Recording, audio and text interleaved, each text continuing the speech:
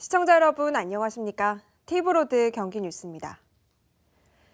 수년째 지연되고 있는 동탄 트램 사업을 둘러싸고 경기도와 화성시의 갈등이 커지고 있습니다. 경기도는 동탄 트램이 화성시가 맡아야 할 사업이라는 입장을 전달했고 화성시는 책임 떠넘기기라며 반발하고 있습니다. 박일국 기자입니다. 동탄 이신도시 중심을 관통하는 동탄대로입니다. 도로 한가운데 길게 녹지가 이어져 있습니다. 노면 전차, 트램을 설치하기 위해 준비해 놓은 것입니다. 계획대로라면 이미 공사를 시작했어야 하지만 여전히 풀밭으로 방치되고 있습니다. 최근 이 동탄 트램 건설과 관련해 경기도가 공식 입장을 화성시에 전달했습니다. 화성시의 요구로 트램 1, 2단계 사업을 동시에 추진하는 것으로 변경했고 도시철도로 고시된 만큼 앞으로 화성시가 자체 추진해야 한다는 입장입니다. 도 관계자는 인덕원 동탄철도 계획으로 광역 기능을 상실했고 전체 노선의 90%가 화성시 철도인 만큼 화성시가 맡는 것이 타당하다고 밝혔습니다. 화성시는 반발하고 있습니다. 사업 시작부터 경기도가 맡아서 진행했고 광역교통대책은 경기도가 맡아야 할 사업이라는 겁니다. 동탄 이신도시를 만들면서 경기도가 광역교통대책으로 수립하고 교통수단도 트램으로 결정해놓고 뒤늦게 화성시로 책임을 떠넘기고 있다는 겁니다. 경기도 의회에서도 문제가 불거지고 있습니다. 화성 출신 박세원 의원은 위례신도시 트램 사업엔 적극적이던 경기도가 적자를 내세워 손을 떼려 한다고 강력히 비판했습니다. 적자가 예상되면 기초지자체가 알아서 해야 하는 것입니까? 이게 이재명 지사님이 말씀하시는 억강부양식의 행정입니까? 1년 전 동탄 신도시 주민들은 이재명 지사님께 득표율 63%라는 압도적인 표로 당선시켜 주었습니다. 그러나 1년 후 동탄 신도시 주민들에게 돌아온 건 경기도는 사업에 손을 떼겠다는 날벼락 같은 소식뿐입니다. 경기도는 남북 방향의 1단계 사업은 사업성이 있지만 병점역으로 가는 2단계 사업은 사업성이 없는 것으로 나온 만큼 분리해 추진할 필요가 있다는 입장입니다. 경기도는 기존 용인이나 의정부 등의 도시철도 지원 기준을 적용해 전체 건설비의 5%만 분담하는 방안을 검토 중입니다. 동탄 트램 사업의 전체 사업비는 모두 9,900억 원 정도, 이 중 9,200억 원은 이미 주민들이 모두 분담한 상황이고 나머지 700억 원 정도는 경기도와 화성시가 분담해야 할 상황입니다. TV로드 뉴스 박일국입니다. 과천 지식정보타운 내 공공주택의 분양가가 너무 높다는 지적이 제기됐습니다. 한 시민단체가 적정가의 2배가 넘는다며 분양 중단을 촉구했습니다. 이재호 기자의 보도입니다. 다음 달 아파트 분양을 앞두고 있는 과천 지식정보타운. 부동산 시장에선 지식정보타운 내 아파트 분양가가 평당 2,300만 원을 넘을 것으로 추정하고 있습니다. 25평을 기준으로 예상 분양가는 5억 8천만 원에 달합니다. 최근 들어 이 같은 분양가가 과도하게 높다는 지적이 나오고 있습니다. 과천 지식정보타운의 경우 LH공사가 평당 316만 원을 주고 토지를 매입했는데 분양가가 2천만 원 중반대에 달하는 건 납득할 수 없다는 겁니다. 경제정의 실천 시민연합은 땅값과 건축비를 감안할 때 평당 980에서 1,100만 원 정도를 적정 분양가로 보고 있습니다. 이미 LH가 강남 서초, 과천보다 더 핫한 강남 서초에 똑같은 방식의 아파트를 지어서 평당 900만 원대 공급한 사례가 있기 때문에 지금도 가능하다는 겁니다. 강남 서초도 수용가가 평당 300만 원 정도였거든요. 분양가가 높아진 데는 시행부터 분양까지 민간 사업자가 주도하고 있는 현 사업 구조를 원인으로 꼽고 있습니다. LH공사는 토지 수용까지만 주도하고 매입한 토지를 민간 사업자에게 매각하면서 사실상 사업권까지 넘겨버린 겁니다. 결국 서민들을 위한 공공주택을 짓겠다고 시작한 사업이 민간 사업자에게 큰 수익을 안겨주는 사업으로 변해버린 셈입니다. 땅을 팔면서 LH가 거기서 수익을 가져가고 또 아파트를 기존의 어떤 실제 도급 가액보다 훨씬 부풀린 값으로 아파트 값, 건축비를 책정하면서 또 주택 사업자가 가져가는 이런 나눠먹기식 구조가 지금 보여지면서 소비자에게 바가지 분양을 해서 막대한 이익을 찾아가는 이거 되게 잘못된 사례다. 경실련 측은 터무니없는 고분양가가 책정된 지식정보타운의 분양을 즉각 중단하고 관계자들을 수사, 처벌할 것을 촉구했습니다. 티브로드 뉴스 이재호입니다. 우리나라의 남성과 여성의 임금 격차가 34.6%에 달하는 것으로 나타났습니다. 여성이라는 이유로 남성보다 임금을 적게 받는 현실을 개선하자며 동일 임금의 날 제정을 촉구하는 캠페인이 안양에서 펼쳐졌습니다. 이재문 기자입니다. 한 대학에서 계약직으로 근무했던 이수진 씨. 우연히 자신의 연봉이 함께 입사한 남성보다 100만 원 적다는 사실을 알게 됐습니다. 상사에게 그 이유를 물었더니 돌아온 대답은 남성은 군복무를 마쳐 연봉이 높다는 것. 같은 공간에서 업무를 하는데 일을 되게 못하는 남자 직원인데도 저보다 연봉이 높다는 사실이 좀 받아들이기가 힘들었어요. 실제로 2017년 기준 우리나라의 남녀 임금 격차는 34.6%에 달합니다. OECD 평균보다 2배가량 높은 수치입니다. 우리나라의 여성이 남성과 같은 임금을 받으려면 85일을 더 일해야 한다는 계산이 나옵니다. 따라서 우리나라의 동일 임금의 날은 1월 1일에서 85일을 더한 5월 23일이 됩니다. 독일의 경우는 3월 18일이 동일 임금의 날입니다. 한국 YWCA는 이 같은 임금 차별을 철폐하기 위해서 벨기에 등 유럽의 경우처럼 동일 임금의 날을 제정하자는 목소리를 내고 있습니다. 이제는 페이미투 운동으로 차별받아온 여성 노동자의 목소리에 응답할 때입니다. 문재인 대통령은 지난 2017년 대선 후보 당시 남녀 임금의 격차를 OECD 평균인 15.3% 수준으로 완화하겠다고 공약한 바 있습니다. 티브로드 뉴스 이재문입니다. 이천 지역 도시공원 일몰제를 놓고 공원마다 서로 다른 민원이 나오고 있습니다. 개발에 신중을 기해달라는 부학공원과는 달리 효양공원은 개발을 요구하는 민원이 들끓고 있는데요. 어떤 이유에선지 주하영 기자가 주민들을 만나봤습니다. 이천시 부바릅 이장단 회의장. 서희 테마파크와 효양아파트, 근로자 복지관 등이 있는 효양산을 개발해달라는 주제가 주요 안건입니다. 각자 주인들이 뭐 100명, 200명 나타나서 산호리 파고 꼭대기 파고 옆구리 파서 나 뭐 질래 카페 질래 그러면 그게 바로 난개발이 아니겠습니까? 그래서 개발과 관련해서는 제가 볼 때 500억 정도가 이천시에서는 플러스가 되는 겁니다. 대부분 개발을 제대로 해달라는 의견이 주를 이룹니다.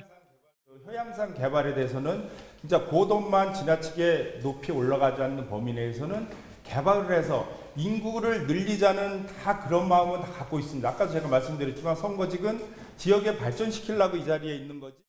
부바릅 이장단 90%는 도시공원 일몰제가 다가온 효양산을 공원화하고 일부는 아파트로 개발해달라고 이천시에 건의했습니다. 하지만 지난 2017년 효양공원 개발 특례 사업을 진행하겠다고 민간업체가 제안했으나 시가 지난 3월 불수용 결정을 내리면서 사업 계획이 반려처분됐습니다. 제안서 접수 이후 18개월 만에 내려진 결정에 지역 주민들은 분통을 터뜨리고 있습니다.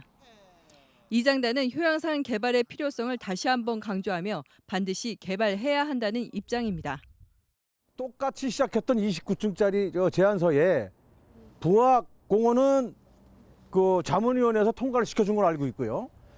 이 효양산은 통과를 안 시켜줬단 말입니다. 근데 이런 것들로부터 지금 전체적인 거 이해 못하는 게 한두 가지가 아니에요. 주민들이 효양공원 개발을 요구하는 이유는 이렇습니다. 이천시 부바릅은 크게 SK 하이닉스, 부발 역세권인 남부와 북부 권역인 효양공원 주변 등 두 개 권역으로 나뉩니다. 이 장단은 SK 하이닉스와 부발 역세권은 날이 갈수록 지역 발전이 가속화되고 있는 데 비해 효양산 주변 권역은 침체되고 있다며 개발을 요구하고 있습니다. 북부권은 지금 보시다시피 굉장히 30년 전이나 지금이나 똑같이 옛날 모습을 그대로 간직하고 있습니다. 경제적으로다가 굉장히 낙후된 지역이기 때문에 개발이 꼭 필요합니다. 이천시는 민간 특례 사업은 고도 제한으로 한 차례 반려됐지만 기준을 제대로 준수하고 사업 허가를 내놓는다면 다시 검토하겠다는 입장입니다. 이 장단은 이장단 대책위원회 등을 꾸리는 한편 사업 허가 신청을 낸 민간 업체와 이천시를 다시 방문할 계획입니다. 티브로드 뉴스 주하영입니다. 용인시 동백지구와 영동고속도로 마성나들목을 연결하는 접속도로의 전 구간이 10년 만에 완공됐습니다. 앞으로 인구 12만 명이 넘는 동백과 구성 지역 주민들이 영동고속도로를 편하게 이용할 수 있게 됐습니다. 박희분 기자가 보도합니다. 용인 마성나들목 접속도로 전 구간이 개통했습니다. 보정동과 포고급 간 석성로에서 마성나들목으로 직접 진출입하는 접속도로에 에버랜드 방면 램프 공사가 마무리됐습니다. 신호 없이 바로 나들목 진입이 가능해 우회도로를 이용할 때보다 15분 정도 시간 단축 효과가 있습니다. 그전에 이쪽 포곡이나 이쪽으로 돌아가던 15분에서 20분 정도 돌아가던 길을 지금은 바로 직접 동백 터널을 나가면서 바로 올라가거나 하면서 수원이나 이천 쪽으로 갈 때 매우 유용하고. 지난해 8월과 12월 두 차례 부분 개통에 이은 전 구간 개통입니다. 접속도로 건설 공사에 착수한 지 10년 만입니다.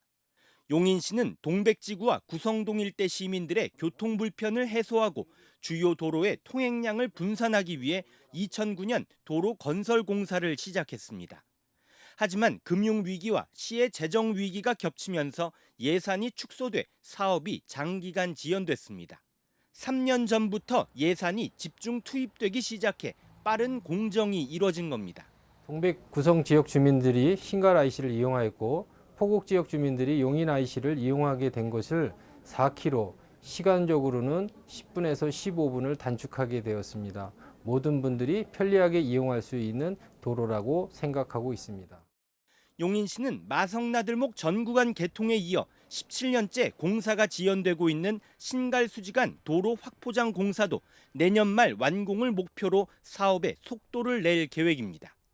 티브로드 뉴스 박희봉입니다.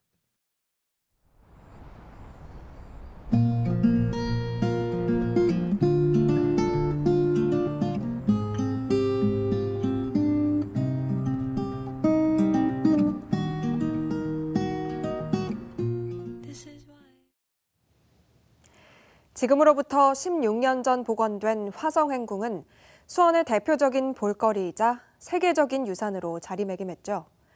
행궁 주변으로 또 다른 역사의 흔적을 찾기 위한 발굴 작업이 한창인데요.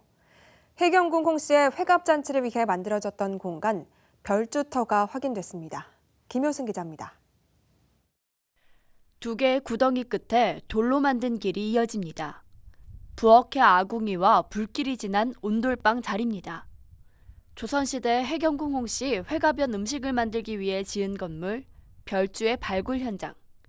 220여 년 전의 흔적이 처음으로 시민들에게 공개됐습니다. 실제로 본다는 게 너무 신기하고요. 완벽하게 행궁이 다 이제 복원이 된다면 너무 아름다울 것 같아요. 화성 성역의궤 행궁 전도에 담긴 별주는 두 개의 건물로 서로 마주보는 기역자 형태인데 한 건물은 부엌과 방, 창고로 구성된 흔적이, 또 다른 건물 자리에선 주초석과 기둥을 두었던 터가 발견됐습니다. 별주가 실제 있었음을 증명하는 건 물론 규모까지 확인할 수 있게 된 겁니다. 별주 주변으로는 담장터와 인공 연못으로 추정되는 장소, 조리할 때 쓰였을 것으로 보이는 우물도 발굴됐습니다. 별주는 정조가 승하한 이후 분봉상시로 이름이 변하고 제례를 준비하기 위한 장소로 그 용도도 바뀌었는데 현장에선 당시 장소의 쓰임새 등을 추론할 수 있을 만한 흔적이 발견돼 추가 조사가 진행 중입니다. 수원시는 다음 달 현장 발굴 작업을 마무리한 뒤 오는 2021년까지 유적을 복원한다는 계획입니다. 2021년 화성 행궁의 완전한 복원을 예정하고 있는데 그 이전까지 이거를 안전하게 보존하기 위해서 포장재로 덮어서 보관할 예정입니다. 일제강점기 쓰러져간 수원 화성의 역사가 하나둘 복원되고 있는 가운데 수원시는 별주를 비롯한 화성행궁 발굴지를 어떤 식으로 복원할지 토론회 등을 통해 시민과 논의한다는 계획입니다. 티브로드 뉴스 김효승입니다.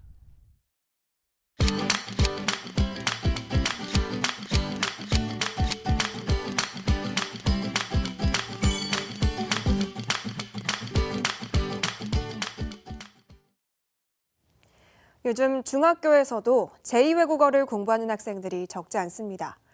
수원의 수일여자중학교에선 일본어 수업을 위해 일본인 강사를 섭외해 수업을 진행하고 있는데요. 학생들의 반응이 좋습니다. 경기교육 미래를 보다 두 번째 시간은 달라지고 있는 외국어 수업을 소개해드립니다. 보도에 김성원 기자입니다. 수원 수일여자중학교 일본어 수업 시간. 젊은 여교사 2명이 진행하는 일본어 수업이 한창입니다. 평범한 수업 시간 같지만 이날 수업은 특별합니다. 수업을 진행하는 교사들이 일본 현지인이기 때문입니다. 유창한 한국어 실력을 자랑하는 외국인 강사들의 모습에 학생들의 눈빛이 반짝입니다. 일본인 강사들은 첫 시작으로 일본의 교육 문화를 소개합니다. 이것도 제가 다니고 있었던 중학교의 학사 일정편인데요. 핑크색이 귤입니다. 그 한국과 달리 그 큰 연유 같은 거는 많이 없는데 작은 연유가 많이 있습니다. 한국과는 확연히 다른 일본 교육 문화에 대한 이야기는 학생들의 흥미를 더합니다. 이어서 진행되는 수업은 일본인이 추천하는 여행지. 일본인 강사가 준비한 자료에는 한 폭의 그림 같은 일본의 여행지들이 소개됩니다. 평소 학생들이 궁금하게 생각했던 주제인 만큼 사진을 찍고 받아 적기가 바쁩니다. 일본 여행을 한 번도 안 가봤는데 어디를 가고 싶은지나 이제 그런 것도 많이 찾아보려고 그러고 그랬는데 오늘 너의 이름은 촬영지랑 그런 데들 많이 알려주셔서 여행 갈 때 막 참고하기도 좋을 것 같고. 일본의 문화와 여행지에 대해 알아봤다면 이번에는 학생들이 직접 질문을 통해 일본을 알아갈 시간. 평소 수업 시간에는 손을 들고 이야기하는 것이 부담스러웠지만 오늘만큼은 너도 나도 질문 산매경에 빠집니다. 일본 학생들의 취미 생활과 일본인들이 즐겨 먹는 음식, 좋아하는 연예인 등 그 내용도 다양합니다. 일본 중학생들은 취미 생활로 어떤 걸 하는지 궁금해요. 오락실을 가거나 그 고등학교에 입학 시험이 있으니까 그 학원 같은 곳에 많이 가기도 하고. 네. 질문 시간 후에는 본격적으로 일본어를 배워볼 시간. 평소 일본어에 자신이 있는 학생들은 강사와 실제 대화를 통해 그간 갈고 닦은 실력을 자랑합니다. 好きな韓国料理は何ですか? 야키니쿠です. 야키니쿠です. 수일여중에서 진행된 일본 현지 강사의 일본어 수업 시간. 학교는 제2외국어에 일본어를 신청하는 학생들이 3분의 2에 달하면서 효과적인 수업 방법을 찾던 중 실제 일본인들을 섭외하게 됐습니다.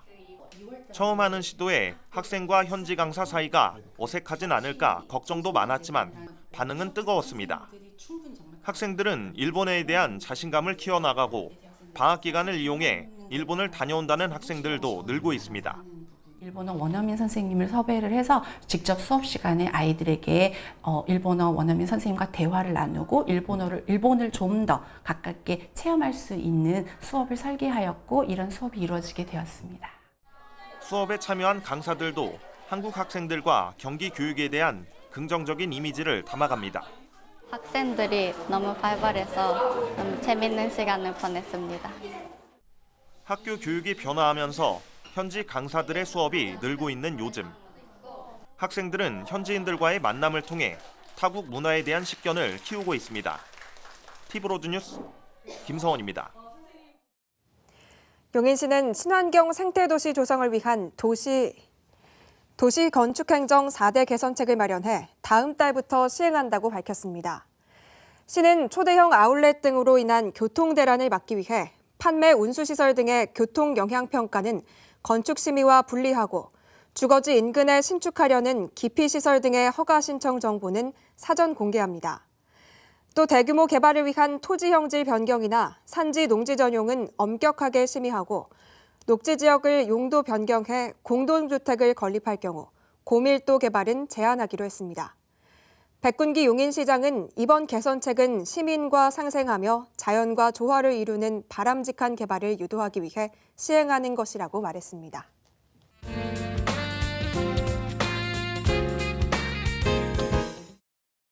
6월에는 본격적인 더위와 함께 때때로 비바람이 부는 변화무쌍한 날씨가 이어집니다. 점점 높아지는 기온만큼 가볍고 시원한 패션이 인기를 끌고 있는데요. 흔히 패션의 완성이라 불리는 신발. 오늘의 생생정보는 여름 간절기 엣지 있는 룩을 완성시켜줄 여성화 스타일링 가이드입니다.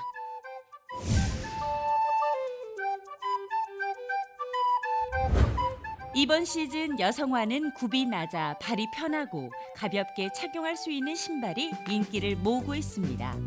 플랫 슈즈 또는 펌프스화는 낮은 굽으로 신었을 때 편안하고 트렌디한 디자인을 겸비해 청바지나 슬랙스, 원피스 등 어떤 의상에도 부담 없이 착용할 수 있는데요. 여성화의 경우 신발의 앞 코의 모양에 따라 이미지가 좌우됩니다. 동그란 코 앞의 경우 귀엽고 발랄한 이미지를 연출할 수 있으며 뾰족한 앞코는 날렵하고 지적인 이미지를 보일 수 있습니다. 여성화의 앞코나 뒤축의 모양은 계절에 따라 디자인이 달라지는데요. 여름철에는 샌들과 뮬, 슬림백 등이 대표적입니다. 샌들은 스트랩, 장식에 따라 다양한 스타일을 연출할 수 있습니다. 슬링백은 발 뒤꿈치 부분이 벨트로 된 구두입니다. 발등을 덮으며 발 뒤꿈치 부분은 샌들처럼 노출된 디자인인데요. 30년 경력의 수제화 제작자이기도 한 대표는 이번 여름 추천하는 여성화의 특징으로 편안함과 실용성, 자연스러움을 꼽았습니다. 여성 신발에 고르는 법은 몇 가지만 이제 얘기해 드릴게요.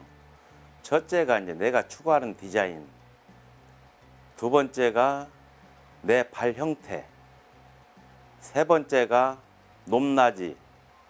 앞굽과 뒷굽의 높낮이만 정확하게 맞춰준다면 모든 신발은 편안하게 신을 수 있을 겁니다. 점점 높아지는 기온만큼 습도도 올라가는 여름철. 신발을 신은 후에는 청결하게 닦아주고 비를 맞았을 때는 신발의 모양이 틀어지거나 곰팡이가 생길 수 있으므로 물기를 잘 닦아내고 서늘한 곳에서 건조해야 한다는 점도 잊지 마세요. 지금까지 왓츠업 투데이였습니다. 다음은 지역 소식입니다.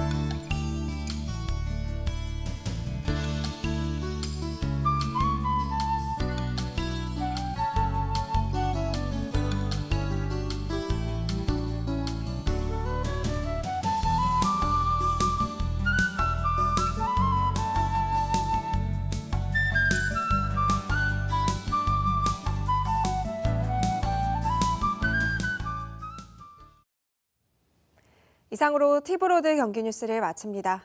시청해주신 여러분 고맙습니다.